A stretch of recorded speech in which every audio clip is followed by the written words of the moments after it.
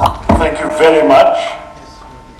It's wonderful to see so many of you here this evening here at the Royal Group of Institutions in Guwahati. Mr. A.K. Pansari, Chairman of the Institute of the RGI, Mr. A.K. Modi, Vice Chairman, my dear friend and opposition benchmate, Mr. Gaurav Gogoi, your Member of Parliament, and indeed Smita Deb, who I can apply the same terms to in our side of the House of the Lok Sabha. Mr. Pradyut Bordoloi, former Minister, Ankur Pansari, the Executive Vice President of RGI, students, teachers, ladies and gentlemen. Thank you for giving me such a warm welcome to this event organized by the Youth Forum on Foreign Policy. I still remember Gaurav Gogoi as a young student in the US when he came to see me in my late UN days and subsequently. And I've been so delighted to see that not only has he made an extraordinarily impressive career for himself, but that he has created an institution that has added to people's understanding of the world.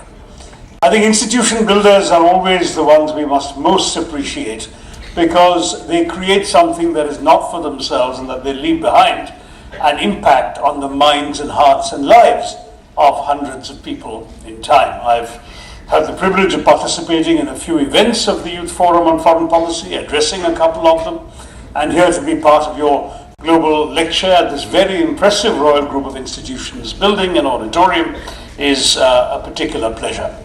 And I must thank the two young people who are serving as compares, Aditya, I think it was, and Ria, particularly Ria, who managed to not only introduce me so beautifully, but actually pronounce Thiruvananthapuram correctly, which I can assure you I did not expect to hear in Guwahati. Nobody outside Thiruvananthapuram is able to say it, so that really is no small feat. Congratulations. You're already one step in the right direction towards a good international career. Now, as Ankur Pansari has already said, the northeast of India is a bridge between the two sub-regions of Asia. That is South Asia and Southeast Asia. Both regions are in the midst of tremendous positive change, spurred by economic growth and development. For various reasons, we in India have so far, to a large extent, not been able to leverage the various opportunities that this sub-region of India offers for the well-being and prosperity of our own people, the people who live here. Amongst the opportunities we should have seized and we should still seize are not only the geographical factor of being a bridgehead between South Asia and Southeast Asia, but also the natural and human resources of the Seven Sisters of the Northeast.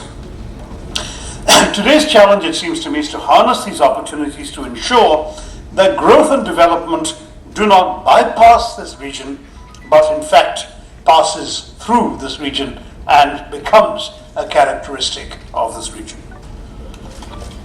Now, one of the cliches you're all familiar with is that the defining feature of India is unity in diversity, and of course diversity in unity. I was just at the wonderful culture museum you have here in Guwahati, at Kolokshetra, and I was struck by the astonishing variety of communities, costumes, practices, appearances, ethnicities on display in these lovely dioramas there. And of course, this is true not just in Assam, which is what the exhibit is all about, but of all the other states in the Northeast and indeed every region of India. At the same time, there is a strong sense of national unity and Indianness. I've often argued that while we are all in many ways possessors of different identities, what makes it possible for us to be secure in those identities is that we all share the collective carapace of the Indian identity. And that is why I think that we really do need to value the Northeast for what it is, to celebrate its differences with other parts of India, its differences within itself, but at the same time enjoy the fact that it is such an extraordinary manifestation of one aspect of this Indianness I was speaking about. The blessings of nature, which are so readily visible as you fly into Guwahati and look out the window as I did, It's not just the visual bounty that the Northeast displays, its rich biodiversity, its extraordinary hydro potential, petroleum and natural gas, of course, along with other great minerals, wonderful forest wealth. But I would say that even more than these rich natural endowments are the great human resources of this region. That's a unique endowment, and it's a reflection, I think, of this place being a confluence of such diverse ethnic, linguistic, religious, cultural, and educational currents. Of course, industrialization was brought to this region by the British East India Company in the early 19th century, as Gaurav Gogoi reminded us. It started really with the cultivation of the first export of tea, way back in 1839. I'm told tea was growing wild in Assam, but no one was cultivating it.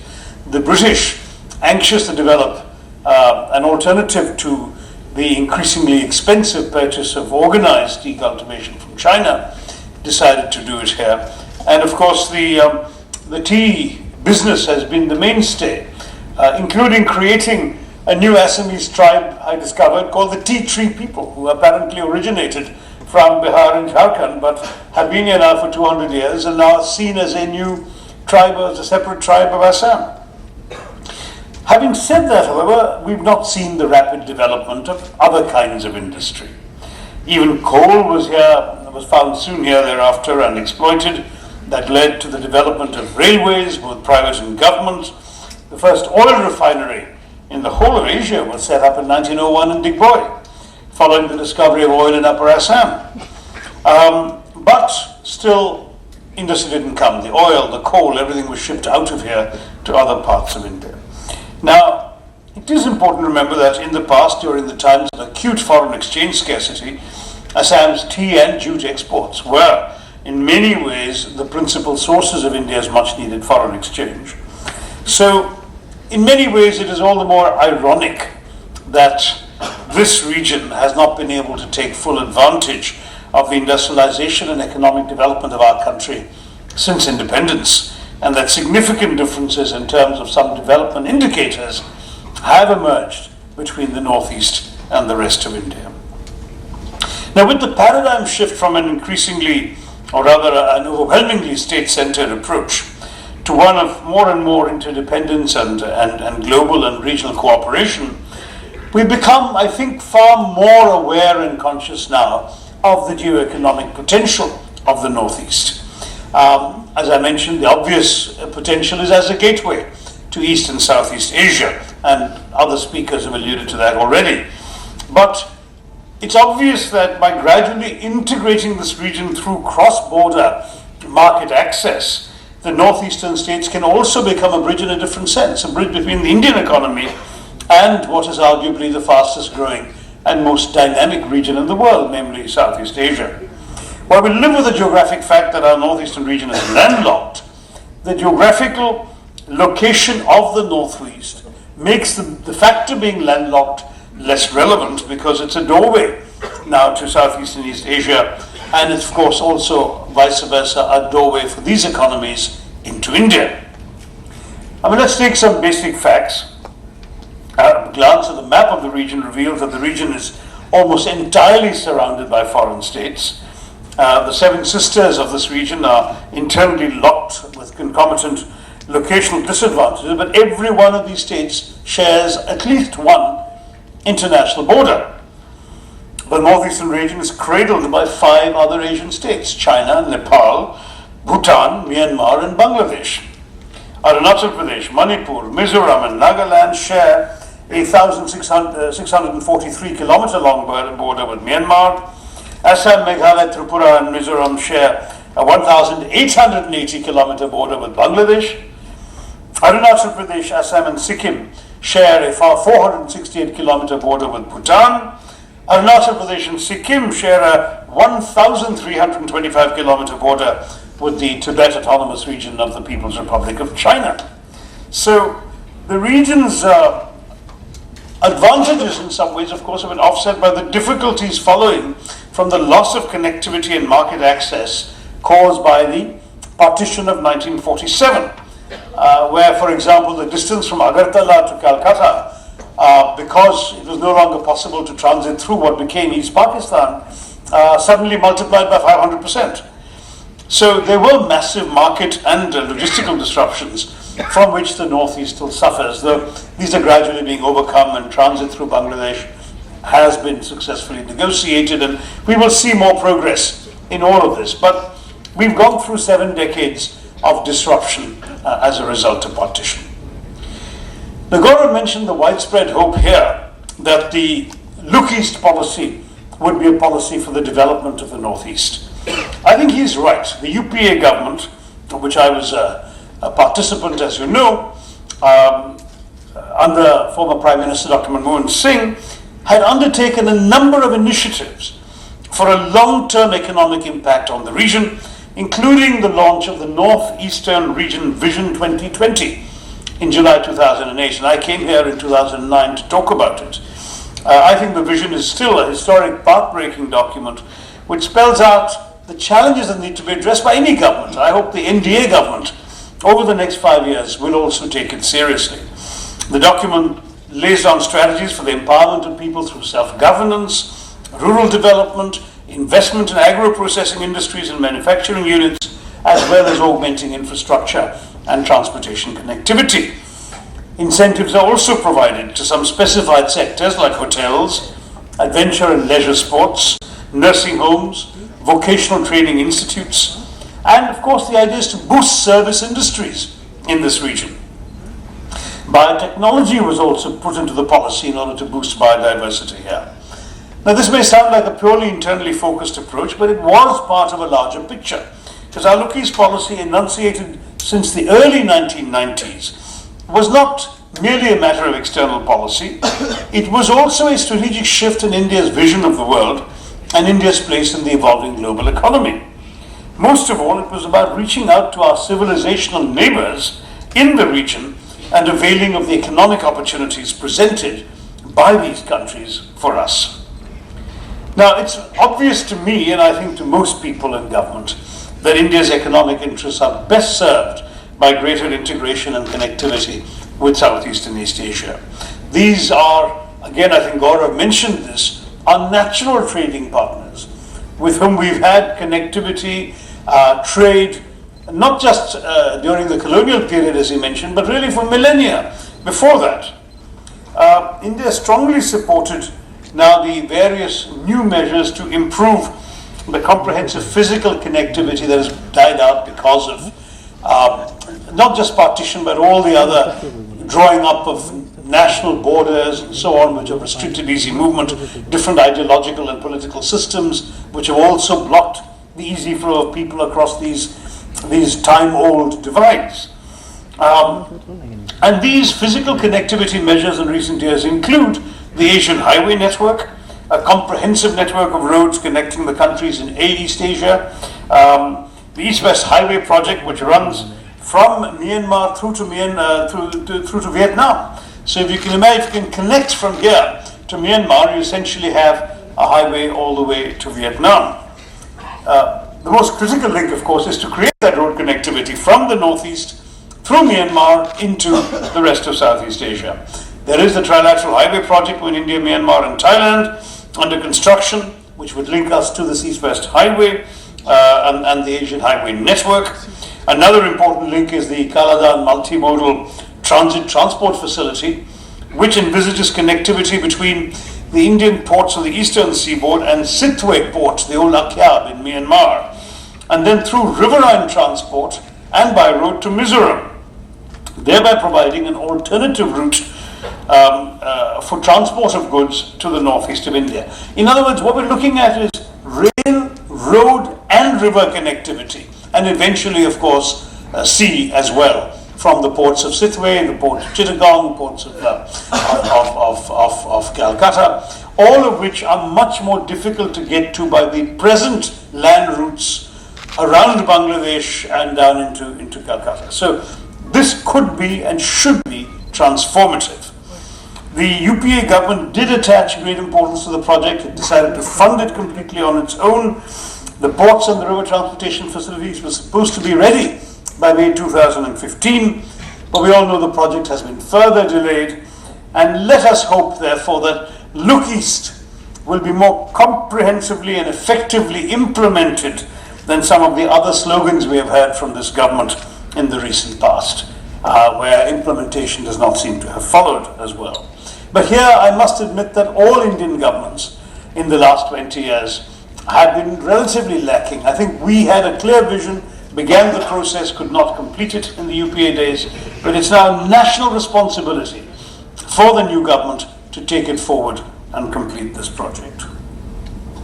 Now, Look East, of course, goes well beyond economics. It reflects a changed understanding of India's role in the world economy, signals a significant strategic shift in our attitude to international affairs, which I'll be happy to talk about in the Q&A period with all of you. It's instructive that no Indian political party, and let's remember that almost every Indian political party has been in power since the days of Narasimha Rao, no party has questioned either the underpinnings or the manifestations of the Look East policy. Today, the NDA government has launched it or relaunched it as an Act East policy. That was a phrase they used during the India-ASEAN summit in Myanmar in November 2014. But I have to admit that other than the new label, there are no significant differences of either substance or result. And that is true of many other new labels we have been treated to in the last year and a bit, but I'm not going to make this a political speech. One factor that helped to drive the Look East policy was undoubtedly China's early interest in the region. During the Cold War, Southeast Asia saw itself threatened by the risk of communist expansion, but once China opened up its economy to the outside world and became a major trading power, I think the prospects of military adventurism receded. People weren't worried so much about some communist menace coming to take over their countries. China was seen much more benignly, but of course, as a country with tremendous economic ambitions. At the same time, with the growing economic might came growing military might, which did cast a shadow over a region that had for many, many years been wary of Beijing. India's interest in engaging more deeply offered the nations of Southeast Asia the prospect of a democratic and non-threatening counterbalance. I think it's very safe to say that no country, with the possible exception of Pakistan, but even I don't really believe that, feels threatened in any way by India, whereas that is not easy to say about China. For years, India had been bogged down in its own neighborhood, of course, and dismissed by most, especially by Beijing, as at best a subcontinental power, one that could easily be contained by stoking the hostility of Pakistan. But with the Act East policy, I think we're breaking free of that perception.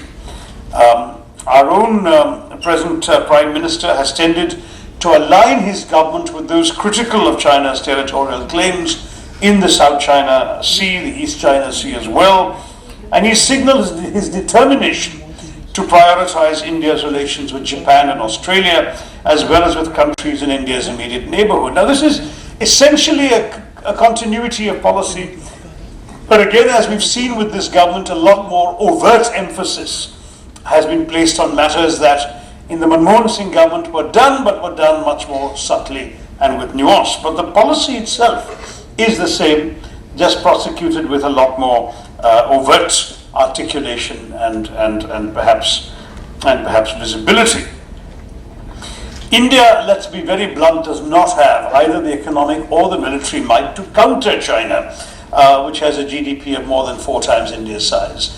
I think that I've always been of the view that creating an artificial race in people's minds between India and China is foolhardy. The way we should think about countries in today's world is that both should be able to grow and prosper and fulfill the needs of their own people. I see no reason to see a competition as long as my fellow citizens in India are able to eat 3 square meals a day, lead decent lives, educate their children, look after their health, and work productively for their own futures. To my mind, it doesn't matter how many Chinese are doing better or worse. For me, it's my own country that matters, and I think that's true for most of us. So let's not worry about the competition. But at the same time, let us also acknowledge that we do have a need to capitalize on our advantages, our geoeconomic, geopolitical importance in this area, the fact that other countries seem to need us to be a sort of balancing force in the region. We know that China has significantly increased its presence in the Indian Ocean, with news reports claiming that China is setting up 18 naval bases in the region, though this has been officially denied by Beijing. China's efforts to develop strategic relationships in Asia, going beyond Pakistan, I might add. It has continued with an enhanced Chinese presence in recent years in Sri Lanka, in Maldives, in Bangladesh. These are not entirely innocent, and so we cannot be completely oblivious to them either. In parallel, however, there has been a growing demand for a wider and deeper Indian security role in the broader region. That demand has come from countries like Singapore and Malaysia in Southeast Asia. So apart from promoting the credentials of Act East as an upgraded policy, it seems to me the NDA government needs to act quickly and effectively on its promises for securing economic and security relations with our neighbors in East and Southeast Asia. Yes, in part to offset China's own efforts, not in a spirit of competition, but in a spirit of our own self-preservation and our own self-respect. I think our deepening defense ties with the US, Australia, Japan, and Vietnam are a vital part of this undertaking. As you all might be aware, Look East began with trade, but soon expanded to include diplomatic dialogue and strategic and military cooperation. The India-ASEAN Free Trade Agreement on goods, which was adopted in August 2009 in the face of critical domestic opposition from many farmers in India, is perhaps the most striking evidence of the strategic priority accorded by the UPA government to commercial relations in the region. It would have been very easy to give in to the domestic pressures which were very strong against this agreement. But as part of Look East, our government was determined to go ahead with it. And in addition, a host of bilateral agreements were signed with individual countries, FTAs with Sri Lanka and Thailand, comprehensive economic partnership agreements with Singapore, South Korea, Malaysia and Japan, an early harvest scheme with Thailand, as well as strong commercial, cultural and military ties with individual ASEAN members, notably the Philippines, Singapore, Vietnam and Cambodia. This year in February, our new finance minister has announced that India would set up manufacturing hubs in Cambodia, Myanmar, Laos and Vietnam. Relations have been upgraded to strategic partnerships with Japan, South Korea and even Taiwan. Japan and South Korea clearly began to take India more seriously after the India-ASEAN relationship improved and India began engaging with the region's leaders at summit level. Now, the Japanese cumulative FDI in India, however, is only about just under $16 billion, and that's over 15 years, so we're not talking a large sum of money. In fact, the trend, if anything, has been negative. Japanese FDI inflow declined from $5.5 billion in 2008 to just $1.7 billion in 2014. But there are global factors also at play here. It's not just a bilateral calculation. Japan is, however, a very generous purveyor of official development assistance for infrastructure development. One of the most important current Indo-Japanese projects is actually not in the northeast. It's the Delhi-Mumbai Industrial Corridor, which will take an estimated investment of $90 billion, and that will transform a vast stretch of territory between the nation's administrative capital and its commercial capital. Japan has already promised an initial investment of $4.5 billion in the first phase of this project. Our regular bilateral naval exercises reflect the fact that more than 50% of India's trade and more than 80% of Japan's oil imports transit through the Strait of Malacca. In other words, they go past our waters through the Indian Ocean into the Strait of Malacca, which gives both countries a serious stake in the security of these sea lanes across the Indian Ocean. Recently, in fact, we've been cooperating more and more in defense. There was a famous exercise Malabar, which involves Japan, India and the US, and it reflects a certain wariness about the likely need for understanding amongst all three countries in the event that China's major military expansion begins to acquire unfriendly overtones to either India or Japan. Now, also in East Asia, South Korea has developed an increasingly important relationship with India. Its entrepreneurial multinational corporations having made striking inroads into the Indian market, the South Koreans are way ahead of the Japanese in having captured the consumer space here. So many South Korean brands are now so familiar to us, from Samsung to Hyundai to Daewoo to LG. All of these are South Korean brands, whereas what used to be more famous, the Japanese brands, are decidedly far behind the South Koreans. There's now an active foreign policy and security dialogue between our countries. Even prospects for defense cooperation appear bright. And we've obviously extended our Act East vision to embrace the Republic of Korea as well. There's talk about $10 billion for infrastructure from Korea. And Korea says they'll give that money for things like smart cities. I know Guwahati has been selected as a smart city, unlike Thiruvananthapuram, much to my chagrin. But you've got that potential, powers, railway generation, transmission. And it's interesting because India kept ASEAN at arm's length when ASEAN was first created, seeing the organization as a surrogate for American interests in the Vietnam War. The estrangement ended swiftly when New Delhi wanted it to. That was in 1991. We became a sectoral dialogue partner with ASEAN the very next year, 92, a full dialogue partner in 95, a member of the Council for Security Cooperation in the Asia Pacific in 96, a summit-level partner, a status accorded previously only to China, Japan, and South Korea in 2002. Then the ASEAN plus 3 meetings became ASEAN plus 6 in order to include India. And Japan made it very clear that they thought that the plus 3 formula gave China too much clout, so they wanted it plus 6 so India would come in and balance China's clout. And India was even made a full member of the East Asian Summit by leaders in Singapore and Indonesia who shared much the same concerns, even though by no stretch of the geopolitical imagination can India be considered an East Asian country. But there we are in the East Asian Summit. Now, India and ASEAN elevated their relationship to the level of a strategic partnership in 2012. There's a counter-terrorism agreement with ASEAN, reflecting the region's increasing worries about Islamist fundamentalism after the Bali bombings. There's a military and security dimension to the policy, and we now have, as you probably do know, an Indian Navy Far Eastern Naval Command established at Port Blair in the Andamans. We organize a gathering of naval fleets, codenamed Milan, every 2 years in Port Blair. We've been doing it now for 20 years. Conducting combined exercises with 11 regional navies, also provide social and professional interactions. So we're creating a tremendous amount of defense cooperation that doesn't make the headlines, but is all part of looking east and acting east. Defense cooperation has also strengthened since '93 with Malaysia.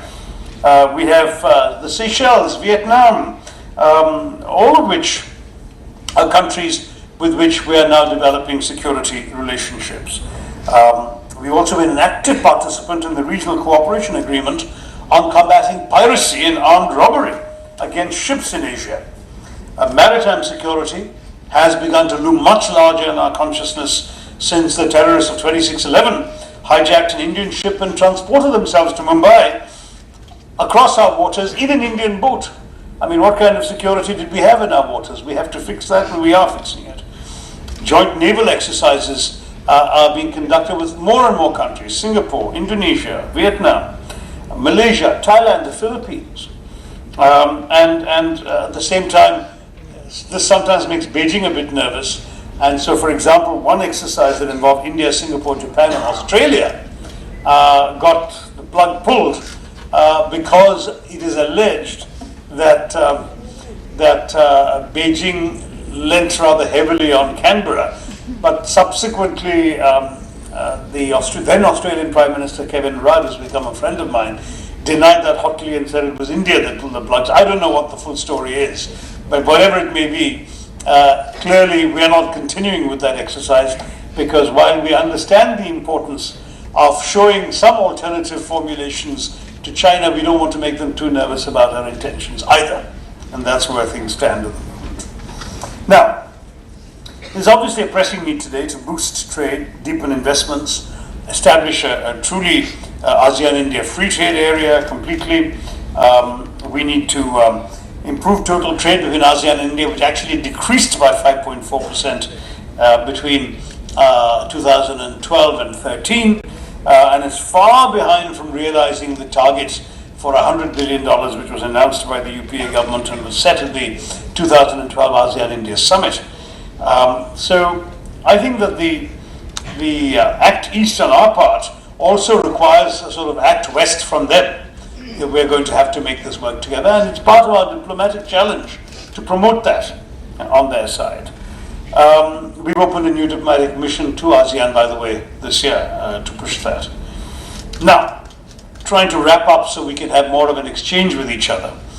In terms of connectivity, economic and infrastructure development in India's northeastern states is obviously crucial to improve connectivity between the northeast and the rest of India, within the northeast itself, and with neighboring countries by establishing new cross-border transportation links.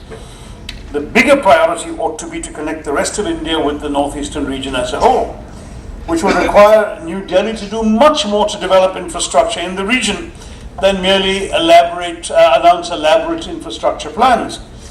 If New Delhi starts thinking strategically about the northeast, it will have to make actual investments in domestic infrastructure before it thinks of expenditure abroad. Now, as far as the countries abroad are concerned, we also need to invest in developing more multilateral organizations in the region. Do you know, for example, there's a Mekong-Ganga Cooperation Organization. There's the Indian Ocean Rim Association. There's an organization called BIMSTEC, which sounds like beefsteak, but there's not much beef in it. It's not doing as much as it could. Some associations of countries around a common purpose like this. Associations like this can actually have a couple of attractive features, because they can permit progress to be made on developmental, environmental, and security issues while benefiting from the exclusion of strategic rivals like Pakistan and China, which don't belong to the Indian Ocean Rim Association or the Ganga-Mekong Cooperation or the BIMSTEC. In fact, I would suggest that we really do take seriously the possibility of developing BIMSTEC. I wrote about this in my 2012 book, Pax Indica, India and the World of the 21st Century. We have a positive trade balance with all the BIMSTEC countries. It's gone up from 7.8 billion in 2007 to 19 billion in 2013. Our imports have also gone up at that time, and I think we should actually conclude long drawn-out negotiations on a BIMSTEC free trade agreement, and that should dramatically increase trade with all the BIMSTEC member countries. I think that it's also important to keep harping on the civilizational connections between the Northeast and Southeast Asia, between India as a whole and our neighbors in Southeast and in East Asia. We really have to stop psychologically confining ourselves to the subcontinent and establishing ourselves as a regional power, and take greater advantage of the huge economic advances made by the Southeast Asian nations. It's interesting that 6 of the 20 members of the G20, 6 of the 20, Australia, China, India, Indonesia, Japan, and South Korea, all belong to the East Asia Summit.